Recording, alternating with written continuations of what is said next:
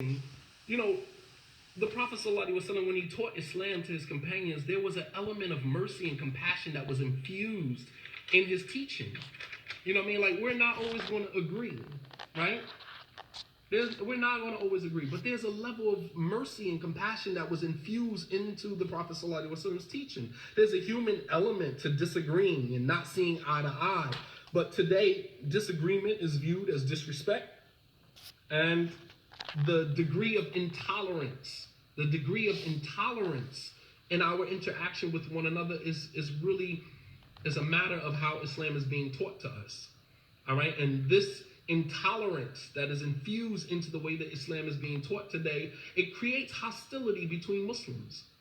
It creates hostility between Muslims and animosity between Muslims, which could possibly lead to violence, which could possibly lead to violent situations, man.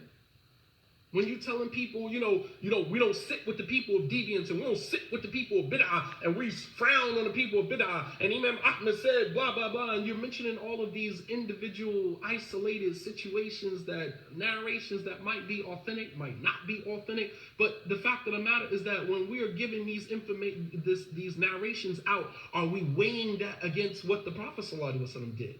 We don't take a situation where Imam Ahmed interacted with this person of innovation like this, and then now that becomes the sunnah. That does not become the sunnah.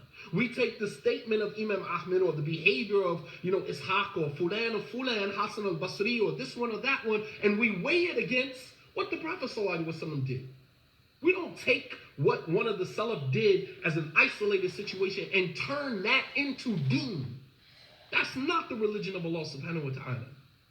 Imam Malik said, مَا لَمْ يَكُنْ دِينًا يَوْمَئِذٍ لَنْ يَكُنْ دِينًا. Whatever was not a part of the religion on the day that the ayat, this day I have perfected for you your deen, on the day that ayat was revealed, will never be a part of the religion. You don't take an isolated situation from one of the Salaf and turn that into deen. And that's the way that these guys have been able to function for so long. They have created another religion.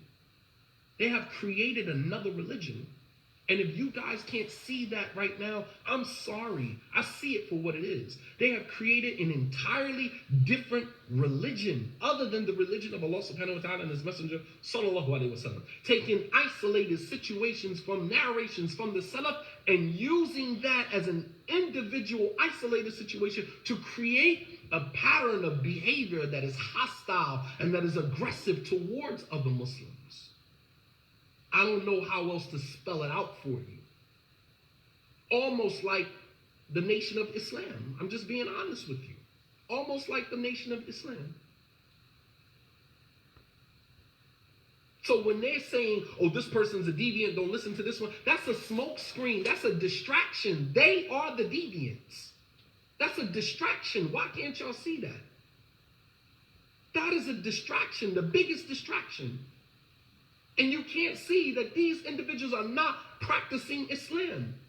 That's a completely different religion. What they're on is something totally different.